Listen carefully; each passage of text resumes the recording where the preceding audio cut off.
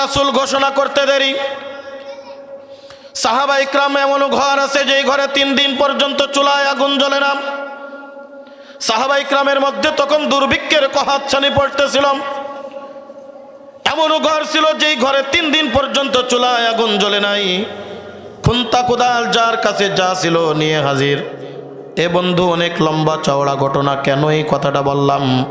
এই কথাটা বলার উদ্দেশ্য হলো, আল্লাহর নবী নিজে তাকায় তাকায় দেখতেছিলেন সাহাবা ইকরাম কিভাবে এই রকম পরীক্ষা খনন করতেছে। আল্লাহর নবী আর বসে থাকতে পারে নাই। আল্লাহর নবীও নিজে খুন্তা কোদাল নিয়া পরীক্ষা খনন করার কাজে লিপ্ত হয়ে গেছে। সাহাবা ইকরাম আল্লাহর নবীর কাছে চলে আসলেন, ইয়া রাসূলুল্লাহ, ইয়া হাবিবাল্লাহ, আপনি তো বিশ্ব নবী, আপনি তো আমাদের মহান নেতা, আপনি তো আমাদের রাহবার, আপনি তো আমাদের হাদি, আপনি আমাদের শাফি, আপনি কেন খুন্তা কোদাল নিয়ে পরীক্ষা খনন করার কাজে লিপ্ত হয়ে গেছেন? আমরা আছি, আমরা কেন আছি? আপনি করবেন না, কিন্তু নেতা যেমন নেতা প্রজাবিন্দের সাথে সমান তালে কাজে লাগে। জোরে কোন কথা ঠিক কি ঠিক না? নেতা কারে কয়, নেতা কারে কয়? আজকের নেতা দেখবেন নির্বাচনের আগে নেতা গরিবের দুয়ারে দুয়ারে গিয়া ভোট চায় আর বলে, আমার ভাই, তোমার ভাই, অমুক ভাই, অমুক ভাই, আমার ভাইয়ের চরিত্র ফুলের মতো পবিত্র, নামাজ পড়ে না এক ওয়াক্ত। কথা কয় না? কষ্ট লাগতেছে আপনাদের? সাই দেওয়া যাবে না? আমার ভাইয়ের চরিত্র ফুলের মতো পবিত্র, নামাজ পড়ে না। আমার ভাই, তোমার ভাই, আমার ভাইয়ের পরিচয় গরিব দুঃখীর দরজায়। নির্বাচনের পরে খবর নাই। নির্বাচনের পরে দেখবেন আপনাদের বাড়ির পাশে এমন লোক আছে রিলিফের চাল চুরি করে নির্বাচনে চেয়ারম্যানের থেকে পদ হটায় দেয়া যায়। যারে কোন কথা ঠিক কি ঠিক না? বলতে বাধা নাই, বলতে বাধা নাই। কোরআনের কথা বলবো, দ্বীনের কথা বলবো। যেই কথা বলতে গিয়ে যদি ফাঁসির কাস্টে ঝুলতে হয়, ফাঁসির কাস্টে ঝুলবো। হক কথা বলার থেকে বিন্দু মাত্র পিছপা হব না। যারে কোন কথা ঠিক কি ঠিক না? গরিব দুঃখীর টাকা আত্মসাৎ করে আগে হয়তো আঙ্গুল ফুলে কলা গাছ, এখন হয় বট গাছ। এ হলো নেতার পরিচয়। নেতা কারে বানাবা? আল্লাহর নবী নিজে কাজ করেন, সাহাবা ইকরাম সাথে কাজ করেন। আল্লাহর নবী ডাকতে বলে, না, এটা হতে পারে না। তোমরা কাজ করবে আর আমি বসে থাকবো, এটা হতে পারে না। নেতার পরিচয় হলো, তোমরা যদি সত্যিকারে আমারে নেতা হিসেবে মেনে নাও, নেতার পরিচয় হলো নেতা থাকবে সামনে, প্রজা থাকবে পিছনে। যদি বুলেট এসে লাগে, যদি বালগাব গলি এসে লাগে, যদি বোমা এসে লাগে, আলহামদুলিল্লাহিল্লাযী জাআলাশ শামসা ওয়াল কমারা বিহুসবান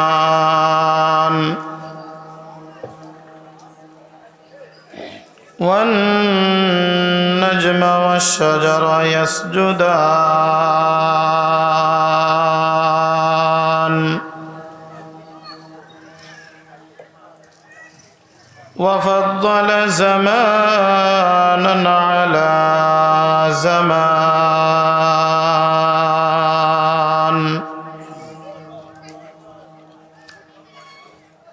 كما فضل مكانا على مكان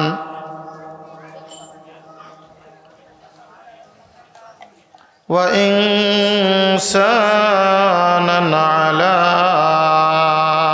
إنسان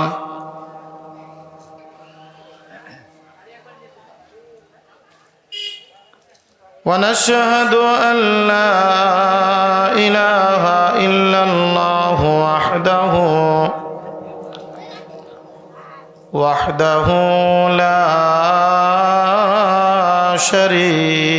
شريك له لا ضد له ولا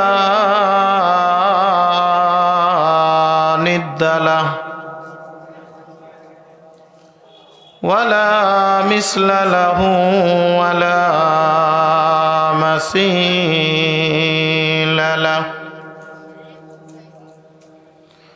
ولا ولد له ولا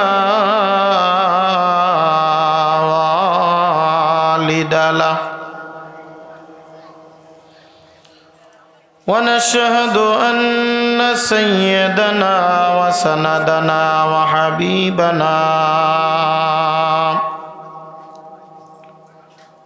وحبيب ربنا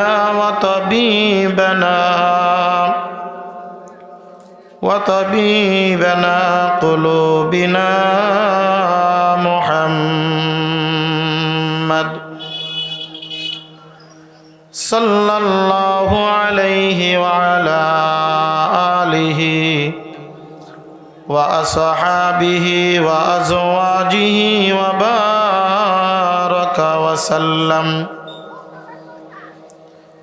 وبارك وسلم تسليما كثيرا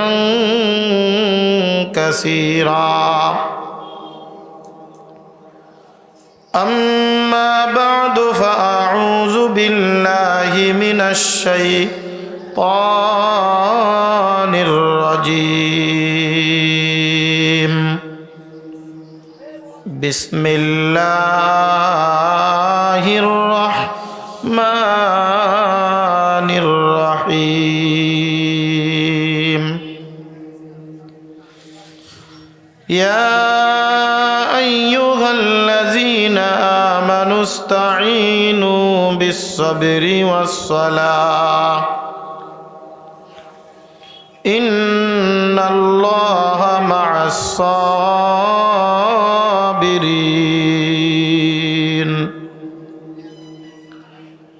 ولا تقولوا لمن يقتل في سبيل الله أموات بل أحياء ولكن لا تشعرون ولنبلونكم بشيء من الخوف والجوع ونقص من الأموال والأنفس والثمرات وبشر الصابرين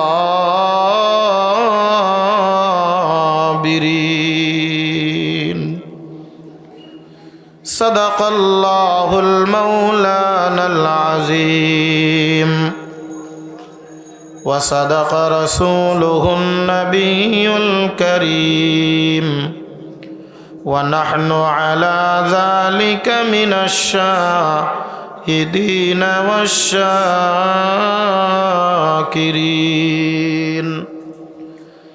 والحمد لله رب العالمين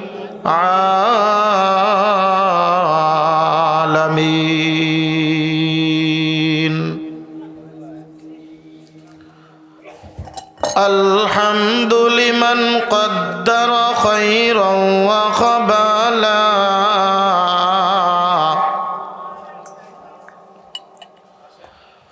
الحمد لمن قدر خيرا وخبالا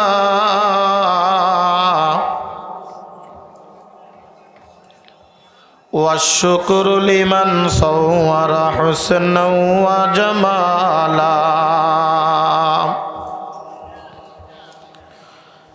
لا ضد ولا ند ولا حد لمولاه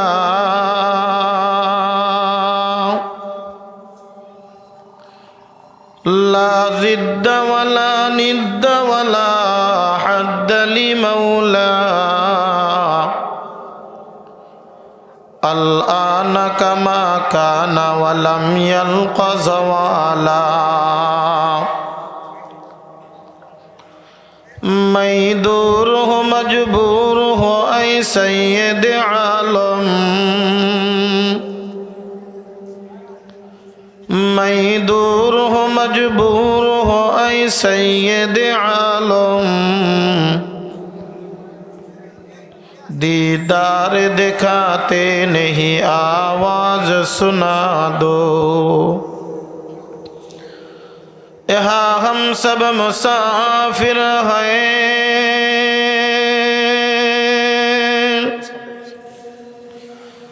قبر آخر ٹھکانہ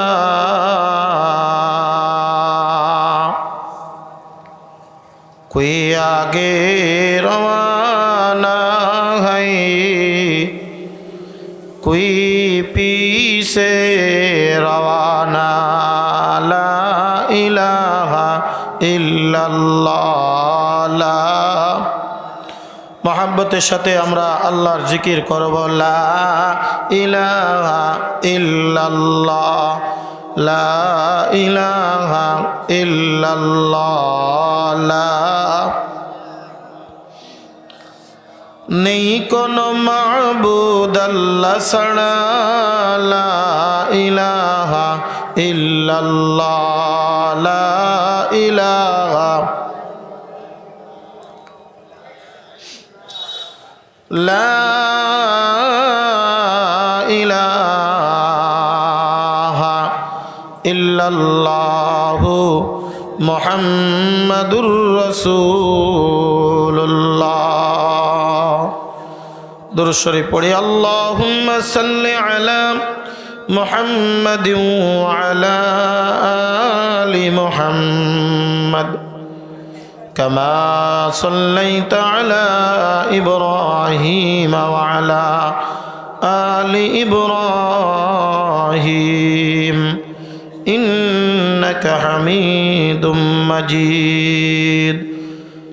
अल्लाहुम्मा बारिक अला मुहम्मद व अला आलि मुहम्मद कमा बारकता अला इब्राहीम वअला आलि इब्राहीम इन्नका हमीदुम मजीद।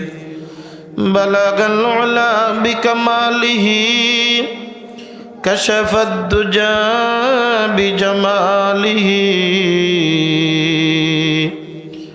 हसनत जमीउ खिसालिही सल्लु अलैहि व आलिहि। फुल नहीं है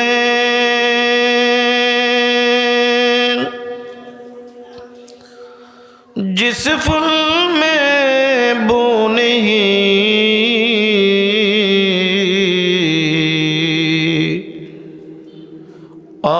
दिल दिल नहीं है जिस दिल में मौला नहीं। बलगल उला बिकमालिही कशफद दुजा बिजमालिही हसनत जमीउ खिसालिही सल्लु अलैहि व आलिहि सल्लिमु या कौम बल सल्लु अला सद्रिल अमीन मुस्तफ़ा मा जा इल्ला रहमतल लिल आलमीन। अल्हम्दुलिल्लाह ঐতিহ্যবাহী মাগুরা জেলাধীন শালিখা থানার অন্তর্ভুক্ত পিয়ারপুর উত্তরপাড়া যুব সমাজ ও প্রবাসীদের উদ্যোগে আজকের এই সপ্তম বার্ষিক তাফসীরুল কোরআন মাহফিলের সম্মানিত সভাপতি সাহেব देगार हजरत मुअज़्ज़ज़ मोहतरम सिरताज वाजिबुल एहतराम उलमा इकराम आमार सामने उपस्थित दीन पिपासु आल्लाहर मनोनीत पसंदनीय मुसलमान भाईरा पर्दार अंतराले अवस्थानरता श्रवणरता आमार मा ओ बोनेरा शुक्रिया ज्ञापन करी से महान मालिक रब्बुल आलमीनेर आलिशान दरबारे जे महान मालिक रब्बुल आलमीन आमादेरके दुनियार समस्त प्रकार काजकर्म थेके बिरत रेखे आजकेर महफिलेर मैदान तथा जन्नातेर बागाने आमादेरके आसार बसार तौफिक दान करेছেন। সেই महान मालिक रब्बुल आलमीनेर आलिशान दरबारे आमरा सकलेई अंतरेर अंतरस्थल थेके প্রাণ খুলে ইমানি শক্তিতে বলিয়ান হয়ে শুকরিয়া জ্ঞাপন করি, বলি আলহামদুলিল্লাহ। সম্মানিত হাজিরিন, সময় কম, কথা অনেক। মুখতাসার মুলাখাসভাবে কিছু মুজাকারা করার জন্য আপনাদের মাঝে আমি বসেছি। আমি তো আপনাদের এলাকারই একজন সন্তান।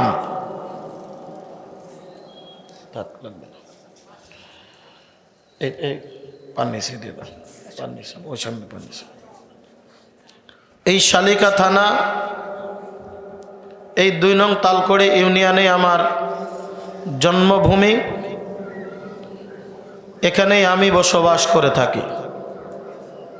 মূল আলোচনা করবেন আজকের মাহফিলের প্রধান বক্তা, আপনাদের অত্যন্ত সুপরিচিত মাওলানা রফিকুল ইসলাম সিরাজি সাহেব, দামাত বারকাতুহুম। আমি শুরুতে আপনাদের কাছে একটু মাঠ গোছানোর জন্য বসেছি। অনেক দূর থেকে মেহমান আসবেন, খালি মাঠে আলোচনা দিলে তো কেমন দেখায়। আল্লাহ পাক রব্বুল আলামিন বর্তমান যুব সমাজকে কিছুটা দিনই বুঝ দান করেছেন। একসময় যেই যুব সমাজ গান বাজনা ফাহেসা কাজকর্মের ভিতরে লিপ্ত থাকত, হারাম ফাহেসা কাজের ভিতরে উদ্বুদ্ধ হতো বা সেই কার্যক্রমগুলো পরিচালনা করত, আল্লাহ পাক রব্বুল আলামিন সেই যুব সমাজ দিয়ে বাংলাদেশের বিভিন্ন প্রান্তে, বিভিন্ন অঞ্চলে, অলিতে গলিতে কোরআনের মাহফিল, তাফসিরুল কোরআনের মাহফিলের আয়োজন করাচ্ছে। বলেন আলহামদুলিল্লাহ। আপনাদের আর আমাদের বাড়ি বেশি দূর না, যার কারণে আমরা জানি একটা সময় আমাদের এই অঞ্চলে ঘোড়া দাবড় হতো, হতো কি না? বিরাট আয়োজন হতো। দিনে ঘোড়া দাবড়, রাত্রে বাপ গান। কি হতো কি না? কথা বলেন, হতো কি না? দিনকে দিন জোয়ার আসর বসত, হারাম ফাহেসা কাজের মধ্যে লিপ্ত থাকত। এখন কি এগুলা চলে? আর এগুলা এখন চলে না। এখন মানুষ কোরআনমুখী, এখন মানুষ দিনমুখী, এখন মানুষ ইসলামমুখী, এখন মানুষ কোরআনের পক্ষে স্লোগান দেয়, এখন মানুষ ইসলামের পক্ষে স্লোগান দেয়, এখন মানুষ দ্বীনের পক্ষে স্লোগান দেয়।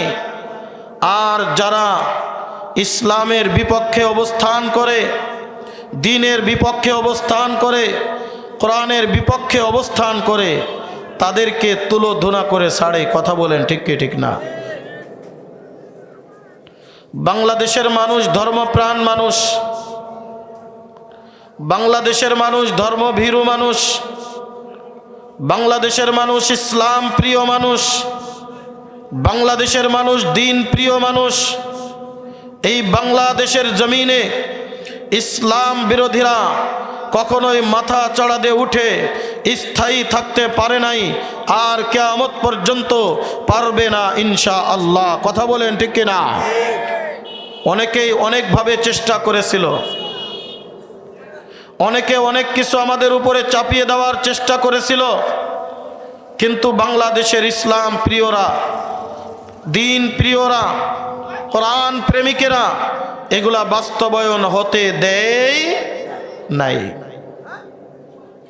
যা বর্তমান যুব সমাজ যেভাবে দ্বীনের দিকে ধাবিত হচ্ছে, আমি মনে করি আমরা যদি তাদেরকে উদ্বুদ্ধ দিয়ে সামনের দিকে অগ্রসর করে দিতে পারি, এই যুব সমাজের হাত দিয়ে একদিন ইসলামী হুকুমত কায়েম হবে, এই বাংলার জমিনে কালেমার পতাকা উড্ডীন হবে। কথা বলেন ঠিক কি ঠিক না? সেদিন বেশি দূরে না, আমরা তার পূর্বাভাস পাচ্ছি। আমরা তার সেই বিজয়ের ধ্বনি, বিজয়ের আভাস আমরা পেতেছি। আল্লাহর নবী সাল্লাল্লাহু আলাইহি ওয়াসাল্লাম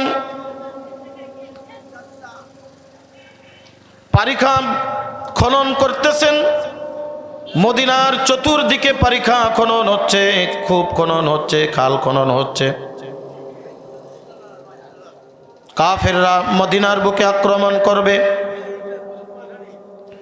আল্লাহর নবীর কাছে সংবাদ পৌঁছানোর পরে সাহাবা ইকরামদের মধ্যে পরামর্শ বৈঠক হল। একজন চৌকস সাহাবী, ইহুদি ধর্মের বড় পণ্ডিত ছিলেন, তিনি ইসলাম গ্রহণ করেছেন, হযরতে আব্দুল্লাহ ইবনে সালাম রাদিয়াল্লাহু তাআলা। বদরের যুদ্ধ, উহুদের যুদ্ধের পরে সাহাবা ইকরামের ভিতরে ঈমানি মনোবল বেড়ে গেল। 313 জন সৈন্য 1000 সুসজ্জিত সৈন্যের বিরুদ্ধে জিহাদ করে বিজয় লাভ করে তাদের 70 জনকে কাফের কচু কাটা কেটে জাহান্নামের কীট বানালো। 70 জনকে তারা পাকড়াও করে গ্রেফতার করে মদিনার মধ্যে নিয়ে আসলো। মুসলমানের ভিতরে ঈমানি একটা জোয়ার বইতে থাকলো। যখন সমস্ত কাফির ঐক্যজোট হলো, মদিনার মধ্যে ঐক্যজোট গঠন করে মদিনার মধ্যে আক্রমণ করা হবে, আল্লাহর নবী সাল্লাল্লাহু আলাইহি ওয়াসাল্লাম সাহাবা ইকরামদেরকে নিয়ে বসলেন। এখন আমরা কি করব? কিছু কিছু সাহাবা ইকরাম পরামর্শ দেন, ইয়া রাসূলুল্লাহ, ইয়া হাবিবাল্লাহ, প্রথম শুরু করাটা ভয়ের, কিন্তু এটা বারংবার করা কোনো ভয়ের কোনো কাজ নয়। আমরা যেহেতু 313 জন সৈন্য 1000-এর মোকাবেলা করতে সক্ষম হয়েছি, আল্লাহ যেহেতু আমাদের সাথে আছে, সুতরাং আমাদের কোনো টেনশন নাই। চলেন আমরাও রণক্ষেত্র পয়দা জন্ম দিই, আমরাও রণক্ষেত্র তৈরি করি, আমরাও তাদের বিরুদ্ধে মোকাবেলা করব, মদিনার বাইরে গিয়ে আমরা যুদ্ধ করব। আর কিছু সাহাবা ইকরাম পরামর্শ দিলেন, ইয়া রাসূলুল্লাহ, ইয়া হাবিবাল্লাহ, মদিনার বাইরে আমাদের যাওয়া যাবে না, আমরা মদিনার মধ্যে থাকব। তারা যখন আসবে তখন তাদেরকে আমরা নির্বিচারে হত্যা করে দিব, তাদেরকে আমরা ধূলিসাৎ করে দিব। আল্লাহ রাসূলের চৌকাশ সাহাবী হযরত আব্দুল্লাহ ইবনে সালাম রাদিয়াল্লাহু তাআলা মাথা নিচু করে বসে আছেন। ডাক দিয়ে বলে, আব্দুল্লাহ ইবনে সালাম, তুমি কি বলো? আব্দুল্লাহ ইবনে সালাম বলেন, ইয়া রাসূলুল্লাহ, ইয়া হাবিবাল্লাহ, আমি সকলের কথা শুনতেছিলাম, আমি সকলের ব্যাপারে চিন্তা ফিকির করেছি, সব কথা আমি নজর দিয়েছি। এই মুহূর্তে আমাদের এত রণবল নাই যে আমরা মদিনার বাইরে গিয়ে হাজার হাজার কাফেরের বিরুদ্ধে যুদ্ধ করব। আবার আমরা মদিনার মধ্যে যদি তারা চলে আসে, আপনি কি দেখেন না যখন কোনো শত্রু কোনো গারোর ঘরে ঢুকে যায়, আমাদের মদিনার মধ্যে কত ছোট্ট বাচ্চা আছে, কত শিশু আছে, কত বৃদ্ধ আছে, কত মহিলারা আছে, তাদেরকে লুণ্ঠন করবে, ইজ্জত লুণ্ঠন করবে, তাদেরকে নির্বিচারে হত্যা করবে। তাদের দিলে তো কোনো মায়া নাই, দয়া নাই, তারা তো ওই দিক ফিরে তাকাবে না কে ছোট্ট কে বড়। কারণ ইসলামের আদর্শ হলো, তোমরা যখন যুদ্ধের ময়দানে যাবা, কাফেরদের বিরুদ্ধে যুদ্ধ করবা ঠিক আছে, কিন্তু তার মধ্যে একটা নিয়ম আর নীতি আছে, খবরদার খবরদার কোনো শিশুকে তোমরা আঘাত করতে পারবা না।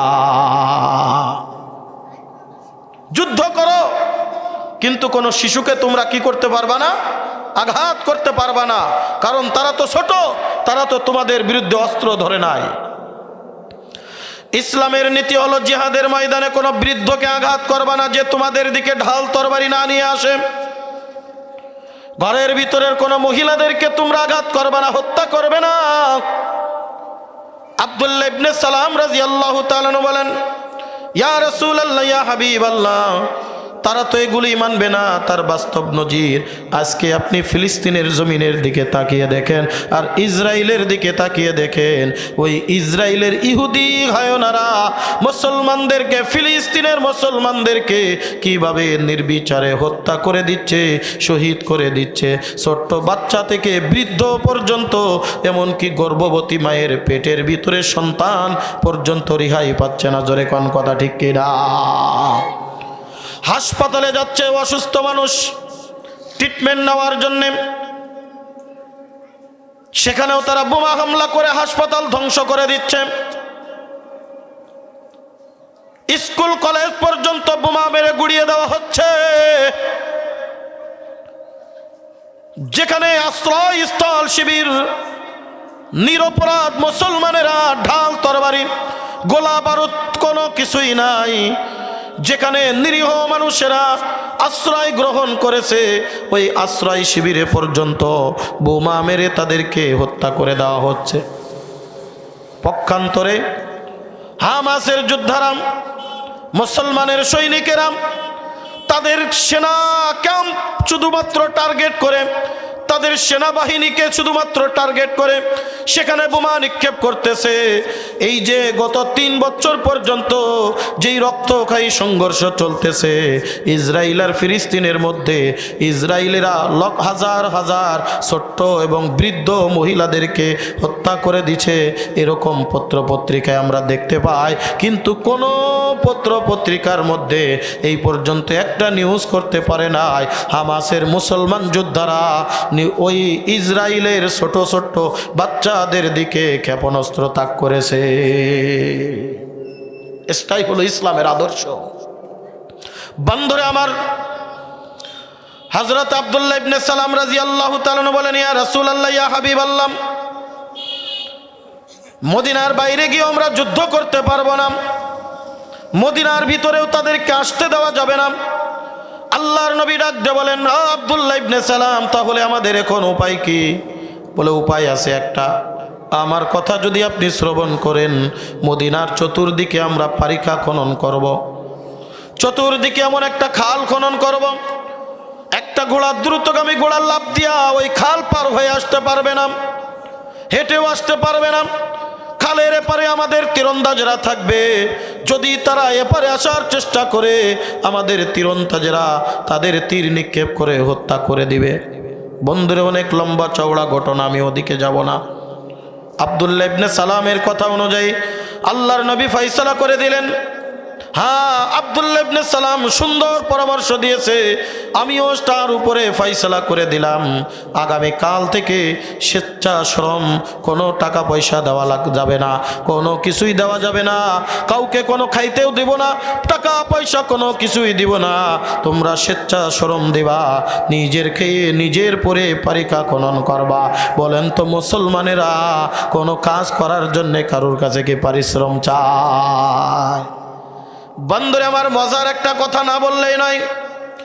এই তো গত কয়েকদিন আগে আমার সম্ভবত এই জানুয়ারি মাসের 6 তারিখে আমার মাহফিল ছিল নোয়াখালী সোনাইমুড়ি থানা।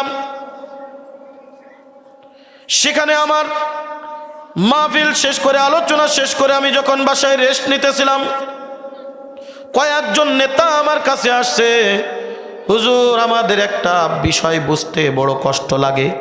আমি বললাম, কি কষ্ট বলেন? বলে, হুজুর আপনারা যখন মানুষ ডাক দেন আপনি টাকাও দেন না, পয়সাও দেন না, কোনো কিছুই দেন না, বিরিয়ানির প্যাকেট নাই, কোনো কিছু নাই, এরপরেও লোকগুলো ঠেলে ফেলানো যায় না। একবার যদি শুধুমাত্র ডাক দিছে, 3 দিন 5 দিন সময় ডাক দিছে, ফজরের নামাজ পড়ে 8টার সময় সীমাখালী বাজারে নাস্তিক মুরতাদ কাফেরের বিরুদ্ধে মিছিল হবে, দেখবেন সীমাখালী বাজার লোকে লোকারণ্য হয়ে যাবে। কথা কন ঠিক কিনা? পক্ষান্তরে 1 মাস আগের থেকে দেখবেন দুনিয়ার রাজনীতিবিদরা পোস্টারিং করেছেন, মাইকিং করেছেন,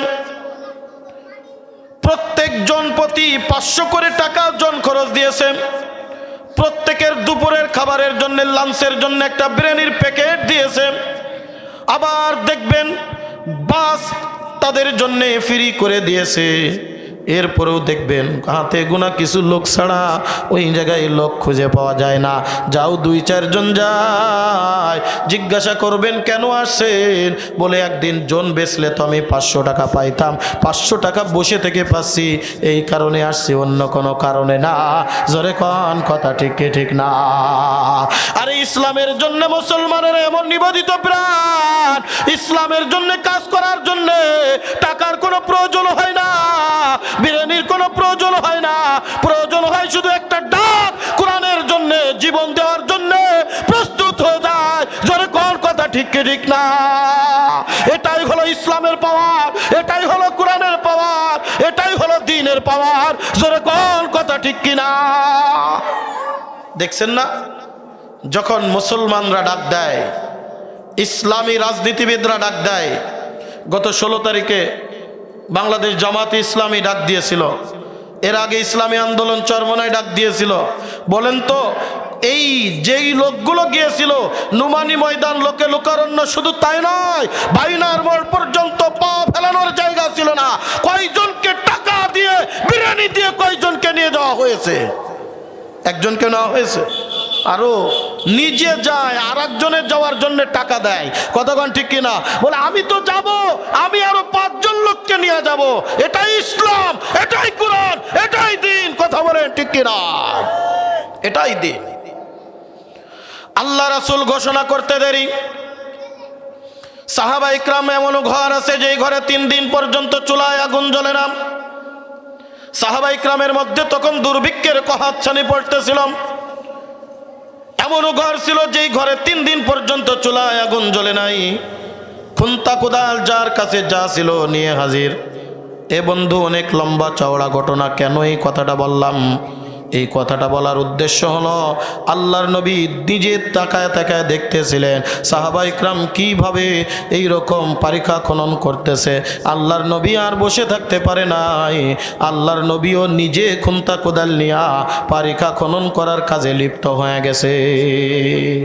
সাহাবা ইকরাম আল্লাহর নবীর কাছে চলে আসলেন, ইয়া রাসূলুল্লাহ, ইয়া হাবিবাল্লাহ, আপনি তো বিশ্ব নবী, আপনি তো আমাদের মহান নেতা, আপনি তো আমাদের রাহবার, আপনি তো আমাদের হাদি, আপনি আমাদের শাফি, আপনি কেন খুন্তা কোদাল নিয়ে পরীক্ষা খনন করার কাজে লিপ্ত হয়ে গেছেন? আমরা আছি, আমরা কেন আছি? আপনি করবেন না, কিন্তু নেতা যেমন নেতা প্রজাবিন্দের সাথে সমান তালে কাজে লাগে। জোরে কোন কথা ঠিক কি ঠিক না? নেতা কারে কয়, নেতা কারে কয়? আজকের নেতা দেখবেন নির্বাচনের আগে নেতা গরিবের দুয়ারে দুয়ারে গিয়া ভোট চায়, আর বলে আমার ভাই, তোমার ভাই, অমুক ভাই, অমুক ভাই, আমার ভাইয়ের চরিত্র ফুলের মতো পবিত্র, নামাজ পড়ে না এক ওয়াক্ত। কথা কয় না? কষ্ট লাগতেছে আপনাদের? সাই দেওয়া যাবে না? আমার ভাইয়ের চরিত্র ফুলের মতো পবিত্র, নামাজ পড়ে না। আমার ভাই, তোমার ভাই, আমার ভাইয়ের পরিচয় গরিব দুঃখীর দরজায়। নির্বাচনের পরে খবর নাই। নির্বাচনের পরে দেখবেন আপনাদের বাড়ির পাশে এমন লোক আছে রিলিফের চাল চুরি করে নির্বাচনে চেয়ারম্যানের থেকে পদ হটায় দেয়া যায়। যারে কোন কথা ঠিক কি ঠিক না? বলতে বাধা নাই, বলতে বাধা নাই।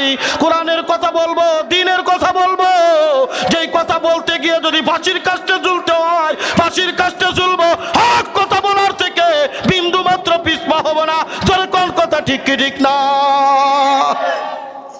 গরিব দুঃখীর টাকা আত্মসাৎ করে, আগে হয়তো আঙ্গুল ফুলে কলা গাছ, এখন হয় বট গাছ। এ হলো নেতার পরিচয়।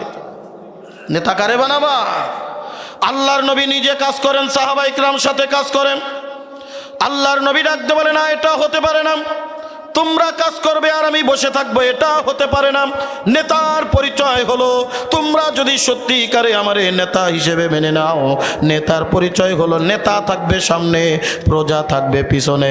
যদি বুলেট এসে লাগে, যদি বালগাপ গলি এসে লাগে, যদি বোমা এসে লাগে, আগে নেতার গায়ে লাগবে, পরবর্তীতে প্রজার গায়ে লাগবে।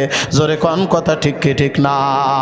এই জন্যে নেতা বাজবা এমন নেতা, যেই নেতা সামনের কাতারে থাকবে, মিছিলের সামনে থাকবে, চুকে ধুকে সামনে থাকবে, আপনার পাশ কখনোই ছেড়ে দিবে না। এ মাগুরার মুসলমান কলিজার টুকরা যুবক, এমন সময় তোমার খোঁজ নেবে না। ওই যে 5ই আগস্টের মতো হেলিকপ্টারে করে পালায়া চলে যাবে। প্রজাবৃন্দ কি অবস্থায় আছে, তারা কি জেলখানায় আছে না কোন জায়গায় আছে? আজকে তো দাদা বাবুর দেশে আরামসে বৈশা পড়ে খাও। এদেশের নেতারা প্রজাবৃন্দরা জেলখানার ভিতরে আবদ্ধ হয়ে কুষ্টে মরে মরতেছে। কোন কথা ঠিক কিনা? তুমি তো দাদা বাবুর দেশে বড় ভালো আছো, তোমার প্রজাবৃন্দর আজ অবস্থা কি? নেতা বাসবা এমন নেতা, যেই নেতা জীবন দিবে তোমার পিছু সরে যাবে না। অন্যদিকে আলোচনা চলে যাচ্ছে, আমি এদিকে যাব না। সম্মানিত ভাইয়েরা আমার, আল্লাহর নবী নিজে কাজ করেন, সাহাবা ইকরাম নিজে কাজ করছে। হঠাৎ করে একজন সাহাবী দৌড়ায় চলে আসছে, ইয়া রাসূলুল্লাহ, ইয়া হাবিবাল্লাহ, আমরা তো পরীক্ষা খনন করতেছি, পরীক্ষা খনন করার একবার শেষ পর্যায়ে চলে এসেছি, আর অল্প একটু পরীক্ষা খনন করলে আমাদের পরীক্ষা খনন করার কাজ শেষ হয়ে যায়। তবে একটা রুকাউট এসে গেছে, একটা বাধা এসে গেছে, একটা বিরাট ঝামেলা তৈরি হয়ে গেছে। বলে কি ঝামেলা বলো? বলে ঝামেলাটা হলো বিরাট একটা পাথরখণ্ড সামনে বেঁধে গেছে, যেই পাথরখণ্ড আমরা কত চেষ্টা করলাম ভেঙ্গে টুকরা করে সেখান থেকে সরিয়ে ফেলার জন্য কোনোভাবে আমরা পারতেছি না। হযরতে আলী চেষ্টা করেছে, পারে নাই। বড় বড় সাহাবা ইকরাম চেষ্টা করেছে, পারে নাই। অনেক শক্তিশালী নওজোয়ান যুবক সাহাবীরা চেষ্টা করেছে, পারে নাই। আপনার শরণাপন্ন হলাম, দেখেন আপনি একটু চেষ্টা করে দেখেন, আল্লাহ রাসূলের হাতের ভিতরে বরকত আছে না নাই? কথা বলেন, আছে না নাই? বরকত দিয়েছেন কে? আর একটু জোরে বলেন, কে? अल्लाह अल्लाह क्या मुबारक नाम है, अल्लाह अल्लाह आशिकू का काम है, अल्लाह अल्लाह मोमिनू का काम है, अल्लाह अल्लाह मोमिनू का काम है। जोरे जोरे कन अल्लाहु আকবার। ए प्यारपुर एलाकार मुसलमान गभीर मनोयोग, আল্লাহর নবীর কাছে যখন আসছে, আল্লাহর নবী সাল্লাল্লাহু আলাইহি ওয়াসাল্লাম এক দৌড় দিয়া ওই বিরাট পাথরখণ্ডের কাছে চলে গেলেন। পাথরখণ্ডের কাছে যে বলে, তোমাদের কাছে খুন্তা কোদাল কি আছে আমার কাছে একটু দাও। বিরাট একটা সাপল দেওয়া হলো, বিরাট একটা মোটা লোহা দেওয়া হলো। আল্লাহর নবী লোহার নিয়াম ওই পাথরের উপরে যখন প্রথম একটা আঘাত করছে, আল্লাহু আকবার বলে জোরে কোন আল্লাহু আকবার, আরো জোরে আল্লাহু আকবার, আল্লাহু আকবার বলে আল্লাহর নবী যখন ওই লোহা পাথরের উপরে আঘাত করছে, আঘাত করার সাথে সাথে ওই পাথরের ভিতরে একটা ফাটল তৈরি হয়ে গেছে। দেখবেন পাথরে পাথরে যখন আঘাত লাগে, অথবা লোহাই লোহাই যখন আঘাত লাগে, অথবা পাথর অথবা লোহাই যখন আঘাত লাগে, দেখবেন একটা আগুনের ফুলকি তৈরি হয়। জোরে জোরে কোন কথা ঠিক কি ঠিক না? আল্লাহর নবী সাল্লাল্লাহু আলাইহি ওয়াসাল্লাম লোহাটা নিয়ে যখন এরকম ভাবে পাথরের উপরে আঘাত করলেন, আঘাত করার সাথে সাথেই আগুনের একটা ফুলকি হলো। আল্লাহর নবী বলেন আলহামদুলিল্লাহ, কন্না আলহামদুলিল্লাহ। আল্লাহর নবী আলহামদুলিল্লাহ বলার সাথে সাথে মুস্কি মুস্কি হাসলেন। দ্বিতীয়বার আঘাত করলেন, পাথরখণ্ডটাকে ভেঙ্গে দুই টুকরা হয়ে গেল, আর একটা আগুনের ফুলকি তৈরি হলো। আল্লাহর নবী দ্বিতীয়বার আবার বললেন আলহামদুলিল্লাহ। আবার তৃতীয়বার আঘাত করলেন, আঘাত করার সাথে সাথে ওই দুই টুকরা পাথর একবার ভেঙ্গে চুরমার হয়ে ছোট্ট ছোট্ট পাথরে বালুতে রূপান্তরিত হয়ে গেল। আল্লাহর নবী তখনও বললেন আলহামদুলিল্লাহ। সাহাবা ইকরাম ডাক দিয়ে বলে, ইয়া রাসূলুল্লাহ, ইয়া হাবিবাল্লাহ, আমি বুঝতে পারলাম না, আপনি যখন এরকমভাবে পাথরের উপরে আঘাত করলেন, আগুনের একটা ফুলকি তৈরি হলো, আর সাথে সাথেই আপনি আলহামদুলিল্লাহ বললেন। আলহামদুলিল্লাহ বলার কারণ কি একটু বলবেন নি? আল্লাহর নবী ডাক দিয়ে বলেন, সাহাবীরা, আমি যা দেখেছি তোমরা তা দেখো নাই। আমি যা দেখেছি তোমরা যদি দেখতে, তাহলে তোমরাও আলহামদুলিল্লাহ বলতে। আমি যা দেখছি তোমরাও যদি দেখতে, তোমরাও আলহামদুলিল্লাহ বলতে। সাহাবা ইকরাম একটু নড়ে চড়ে দাঁড়ালেন। ইয়া রাসূলুল্লাহ, ইয়া হাবিবাল্লাহ, আপনার মতো চক্ষু তো আমাদের নাই, বলেন আপনি কি দেখেছেন? আল্লাহর নবী ডাক দিয়ে বলেন, এ সাহাবীরা শুনো, আমি যখন পাথরের উপরে লোহা দিয়ে আঘাত করলাম, আঘাত করার সাথে সাথে আগুনের একটা ফুলকি তৈরি হয়েছে। ওই ফুলকির মধ্যে আল্লাহ পাক রব্বুল আলামিন পারস্যের সিংহাসনটা দেখিয়েছেন। আল্লাহ তাআলা আমাকে ইঙ্গিত দিয়েছেন, নবী মুহাম্মদ চেষ্টা কষ্ট করেছেন, অনেক মেহনত করেছেন, অতি শীঘ্রই এই পারস্য ইসলামী হুকুমত কায়েম হয়ে যাবে। জোরে জোরে কান আল্লাহু আকবার। ইয়া ইলাহি কর দিলাহি তু মেরা গফফার है, या इलाही कर दिलाही तो मेरा माशूक है। জোরে কন্না আল্লাহু আকবার। আমরা দেখে সাহাবা ইকরাম বলে আমরা দেখলাম আগুন, আর আপনি দেখলেন পারস্যের সিংহাসন। আল্লাহর নবী বলে শুধু তাই নয়, আমি শুধু পারস্যের সিংহাসন দেখি নাই, আমি রোমের সিংহাসন দেখেছি। দ্বিতীয়বার যখন আঘাত করেছি, এরপরে আমি ওই দাজলার ফুরাত নদী শামের সিংহাসন দেখেছি। আমি আল্লাহর কসম করে বলি, অতি শীঘ্রই আল্লাহ পাক রব্বুল আলামিন আমাদের জন্য পুরো বিশ্বকে ইসলামী হুকুমত কায়েম করে দিবে। এ পিয়ারপুরের মুসলমান, এ মাগুরার কলিজার টুকরা যুবক, আমি ঠিক ওই রকম ভাবে আপনাদের এই দ্বীনি মারকাজের দিকে, দ্বীনি আগ্রহের দিকে তাকিয়ে আমি একটা স্বপ্ন দেখি। এই যুবকেরা যদি জাগ্রত হয়ে যায়, এই যুবকেরা যদি ইসলামের পক্ষে বলিয়ান হয়, এই যুবকেরা যদি ইসলামের জন্য বলিষ্ঠ কণ্ঠস্বর হয়, সেদিন বেশি দূরে নয়, এই বাংলার সংসদ ভবনে বাংলাদেশের পতাকার সাথে কালেমার পতাকা উড্ডীন হবে। জোরে কোন কথা ঠিক কি ঠিক না? কালেমার পতাকা পথ করে উঠবে।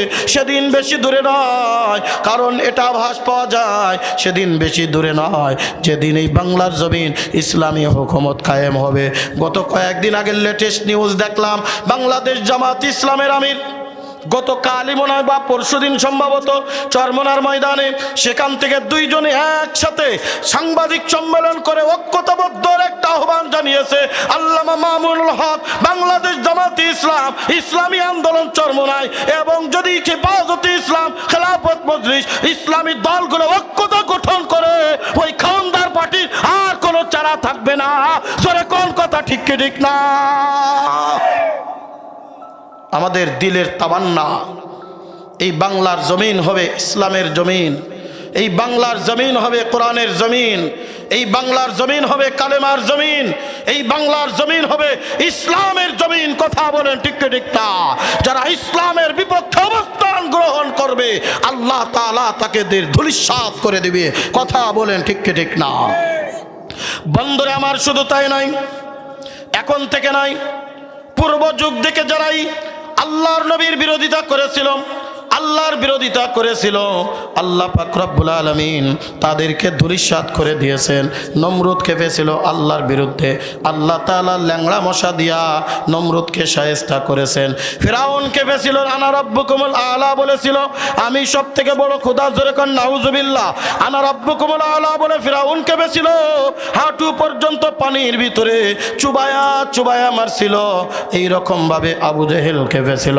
আবু জেহেল বড় কোনো ব্যক্তি না, মাআজার মুআবিদ, ছোট্ট ছোট্ট দুইটা ভাই, মাত্র 7 বছর আর 11 বছর বয়স, মাত্র দুইটা ভাই তার কল্লা দ্বিখণ্ডিত করেছে। এ কলিজার টুকরা যুবক রে, এ আমার মুরব্বী বাবা জিরা রে, সেদিন বেশি দূরে নয়, ইসলামের জন্যে যদি আমি আপনি বলিষ্ঠ কণ্ঠস্বর হতে পারি, ইসলামের জন্যে আমি যদি নিবেদিত প্রাণ হতে পারি, আল্লাহ পাক রব্বুল আলামিন আমাকে আপনাকেও ওই রকমভাবে ইসলামের ছায়া তলে দিয়া এই বাংলার জমিনকে ইসলামী হুকুমত কায়েম করে দিবে। जोरे जोरे कौन कथा ठीक के ठीक ना। बुजुर्गी की नहीं हमको ज़रूरत, गुलाम अपना बना ले ऐ खुदाया, गुलाम अपना बना ले ऐ खुदाया। तो कुजा ओ सुन्नते अहमद कुजा, बा मोहम्मद कई बोवद निस्बत तोरा, बा मोहम्मद कई बोवद निस्बत तोरा। जोरे कौन अल्लाहु अकबर जिक्र करें ला ইলাহা ইল্লাল্লাহ। একটু সামনের দিকে আগায় বসেন বাবা, একটু সামনের দিকে আগায় বসেন, একটু হিম্মত করে সামনের দিকে আগায় বসেন আর জিকির করেন লা ইলাহা ইল্লাল্লাহ। পিছনে অনেক দাঁড়িয়ে আছে, বসার জায়গা না, একটু সামনের দিকে আগায় বসেন, একটু হিম্মত করেন, একটু হিম্মত করে সামনে আগান আগান আগান। লা ইলাহা ইল্লাল্লাহ, লা ইলাহা, জোরে লা ইলাহা ইল্লাল্লাহ, লা ইলাহা ইল্লাল্লাহ, লা ইলাহা ইল্লাল্লাহ, জোরে লা ইলাহা ইল্লাল্লাহ, লা ইলাহা ইল্লাল্লাহ, লা ইলাহা ইল্লাল্লাহু মুহাম্মাদুর রাসূলুল্লাহ। পড়েন সাল্লাল্লাহু আলাইহি ওয়াসাল্লাম। এই জন্যে আমার জীবনটাকে উৎসর্গ করব কার জন্যে? আরো জোরে বলেন কার জন্যে? এ কলিজার টুকরা যুবক মুরব্বী বাবাজিরা রে, আজকে দুনিয়ার পিছনে পাগল, আজকে এই দুনিয়ার নাজ নিয়ামতের জন্য পাগল হয়ে গেছো। এই দুনিয়ায় চিরস্থায়ী থাকার জন্য আসি নাই, এই দুনিয়ায় চিরস্থায়ী থাকতে পারবো না। এমন একটা দিন আসবে এই দুনিয়ার থেকে আমাকে আপনাকে বিদায় নেওয়া লাগবে। অন্ধকার কবরে আমার আপনার সঙ্গী কেউ হবে না, অন্ধকার কবরে যাওয়ার মতো কেউ থাকবে না। ওই অন্ধকার কবরে এমন একটা জায়গা হবে যেই জায়গায় দুনিয়ার কেউ আমার সঙ্গী হবে না। এ কলিজার টুকরা যুবক, আজকে যুব সমাজের উদ্যোগে মাহফিল, আজকে প্রবাসীদের অর্থায়নে মাহফিল। কলিজার টুকরা যুবক রে, এই কারণে তোমাদেরকে হাতে পায়ে দরদ কইরা যায়। দুনিয়ার জন্য কত কিছুই করলা, একটু দিনের জন্য যদি সামনে অগ্রসর হয়ে যাইতে পারো, এমন একটা দিন আসবে যেদিন তুমি দুনিয়ার থেকে বিদায় নিয়ে অন্ধকার কবরে যাইবা। ওই অন্ধকার কবরে আমার আপনার সঙ্গী কেউ হবে না। আল্লাহ পাক রব্বুল আলামিন ডাক দিয়ে বলে, বান্দা এই দুনিয়ার মধ্যে তুমি যা কিছু করো না কেন, এই দুনিয়ার থেকে যখন বিদায় নিয়ে আসবা, ওই অন্ধকার কবরে মামু কালুর কোনো পরিচয় চলবে না, ওই কবরের ভিতরে দুনিয়ার কোনো পরিচয় চলবে না, এই কবরে কোনো দলের পরিচয় চলবে না। তুমি আমলিক না বিএনপি জামাত না জাতীয় পার্টি চারমোনায় টসি করে পরিচয় চলবে না। ওই পরিচয় চলবে তুমি ইমানদার হইতে পারলা কিনা।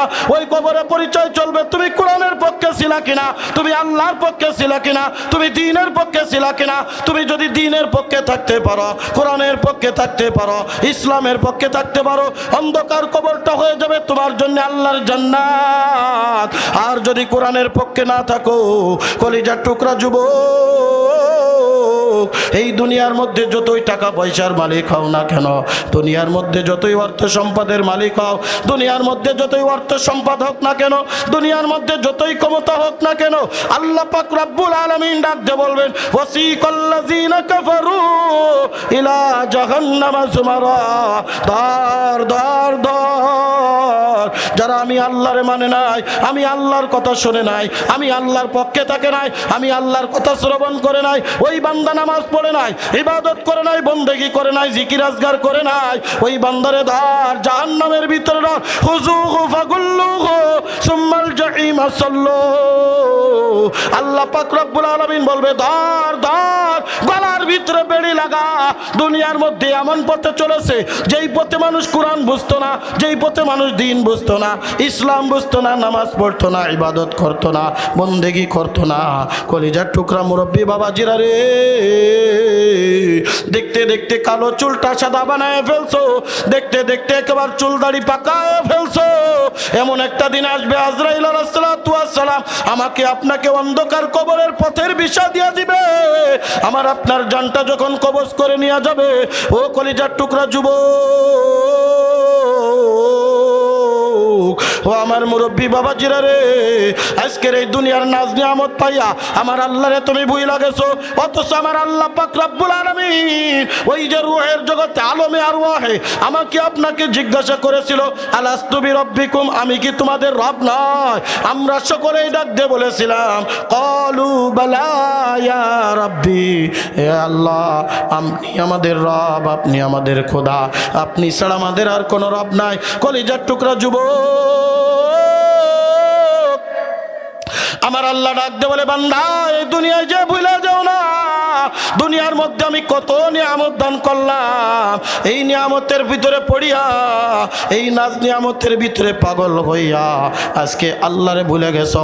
আল্লাহর কথা শুনো না, আল্লাহর জিকির করো না, নামাজ পড়ো না, ইবাদত করো না, বন্দেগি করো না। কিয়ামতের ময়দান আল্লাহ পাক রব্বুল আলামিন বলেন, আমার কথা নাই কুরআনুল কারীমের ভিতরে আল্লাহ পাক রব্বুল আলামিন কত সুন্দর করে ডাক দিয়ে বলেন, দুনিয়ার মানুষ শোনো, এ দুনিয়ার মানুষ, তোমরা যদি এই দুনিয়ার জমিনে আমি আল্লাহকে ভুইলা যাও, আমি আল্লাহকে স্মরণ না করো, আমি আল্লাহকে না ডাকো, আমি আল্লাহর কথা শ্রবণ না করো, এ দুনিয়ার মানুষ শুনো শুনো, আমি আল্লাহ দুনিয়ার ভিতরে তোমাদেরকে একটা আযাব দিব, আর আখিরাতের জমিনেও আমি তোমাদেরকে একটা আযাব দিব। দুনিয়ার আযাব কয়টা? জোরে কোন কয়টা? দুনিয়ার জমিনের ভিতরে একটা আযাব, আখিরাতের জমিনের ভিতরে একটা আযাব। আল্লাহ পাক রব্বুল আলামিন কুরআনুল কারীমের 321 নম্বর পৃষ্ঠা, কুরআনুল কারীমের 16 নম্বর পারার 19 নম্বর পৃষ্ঠা, কুরআনুল কারীমের 20 নম্বর সূরা, সূরাতুত তাহার 124, 25 এবং 26 নম্বর আয়াত আল্লাহ পাক রব্বুল আলামিন ডাক দিয়ে বলেন, ওয়ামান আ'রাদা আন যিকরি ফাইন্না লাহু মাঈশাতান দানকা ওয়া নাহশুরুহু ইয়াওমাল কিয়ামাতি আ'মা ক্বালা রাব্বি লিমা আশারতানি আ'মা ওয়া ক্বাদ কুনতু বাসীরা ক্বালা কাযালিকা আতাতকা আয়াতুনা ফানাসিতাহা ওয়া কাযালিকাল ইয়াউমা তুনসা। জোরেখান আল্লাহু আকবার। এ বাণী কার? আরো জোরে বলেন কার?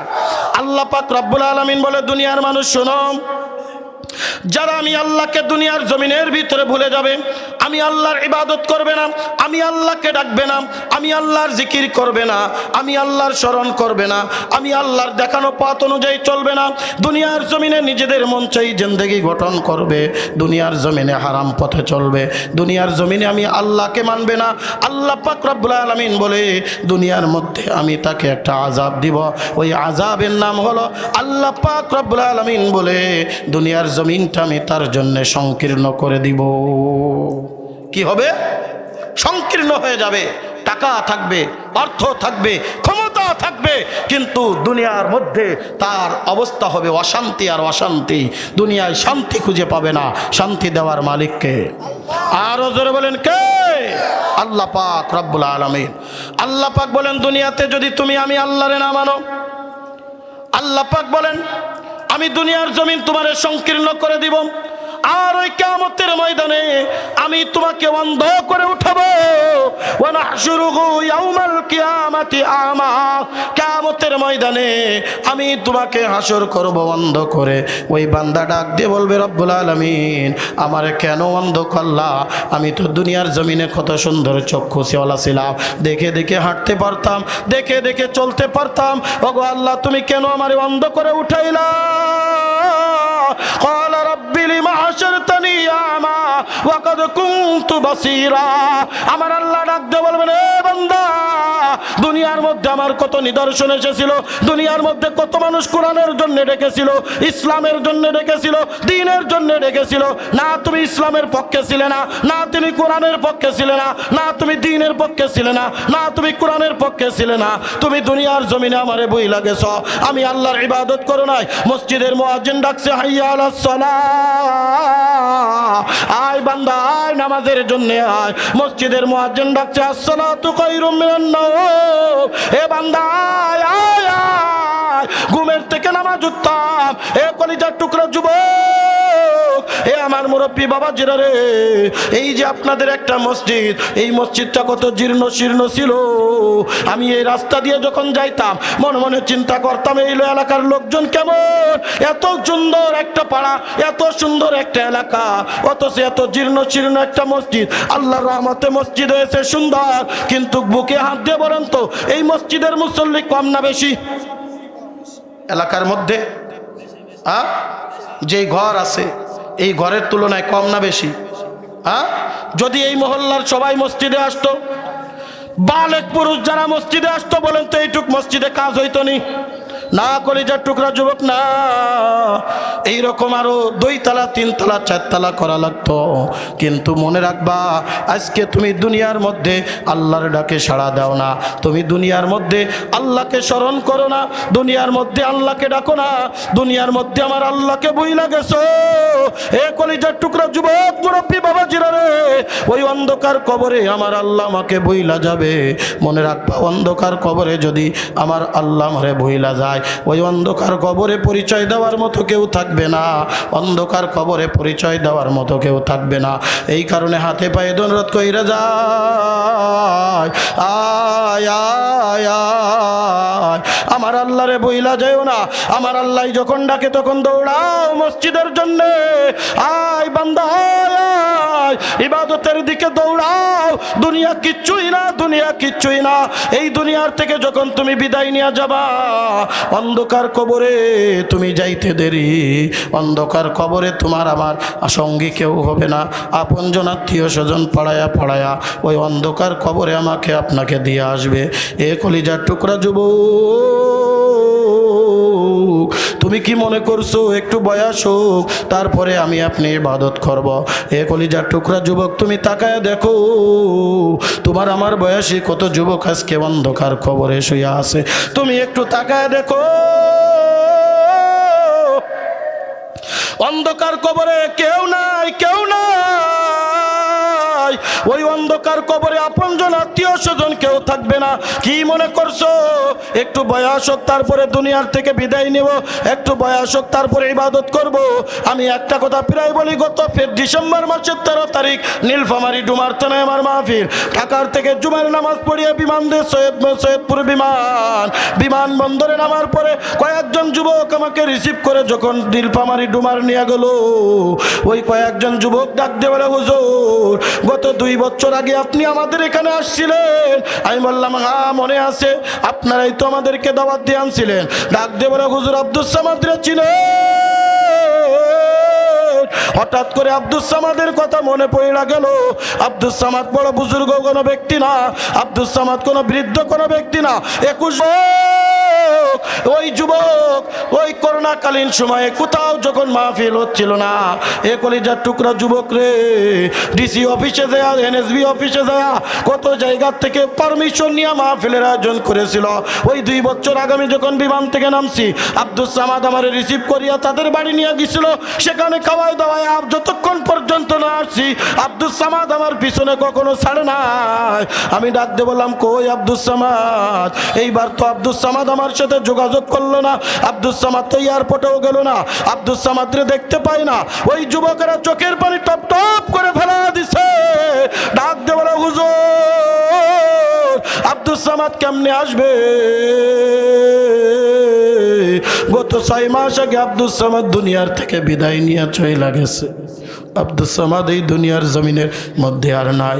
এ কলিজার টুকরা যুবক, আমি বললাম কেমনে কি হলো? ডাক দিয়ে বলে, হুজুর আব্দুস সামাদের কোনো রোগ ছিল না, মুসিবত ছিল না, স্বাভাবিকভাবে আমাদের সাথে চলাফেরা করতো, স্বাভাবিকভাবে আমাদের সাথে এক বসে উঠা বসা করতো। যেদিন সে দুনিয়ার থেকে বিদায়, ওই দিন রাত্রেও আমাদের সাথে একসাথে চা পান করলাম, একসাথে গল্প গুজব করলাম, যথারীতি যার যার বাড়িতে আমরা চলিয়া গেলাম।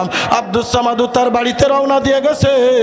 সকাল হয়ে গেছে, মসজিদের মুয়াজ্জিন ডাকে, আসসালাতু খায়রুম মিনান নাওম। আব্দুস সামাদ নামাজ কাজা করতো না, কিন্তু আব্দুস সামাদ ঘরের দরজা খোলে না, আব্দুস সামাদ ঘরের দরজা খোলে না। বাবা ডাকে, মায় ডাকে, না আব্দুস সামাদ ঘরের দরজা খোলে না। আস্তে আস্তে সকাল হয়ে সূর্য উঠে গেল, আস্তে আস্তে সূর্য মাথার উপরে। পরিবারের লোক চিন্তা করে এতক্ষণ পর্যন্ত একটা লোক তো ঘুমায় থাকতে পারে না, আব্দুস সামাদের কি হলো? এলাকাবাসীরা মিলে ঘরের দরজা ভাঙ্গা ঘরের ভিতরে যখন প্রবেশ করছে, কলিজার টুকরা যুবক, আমিও তো তোদের মতো একটা যুবক, আয় আয়, এখনো সময় আছে,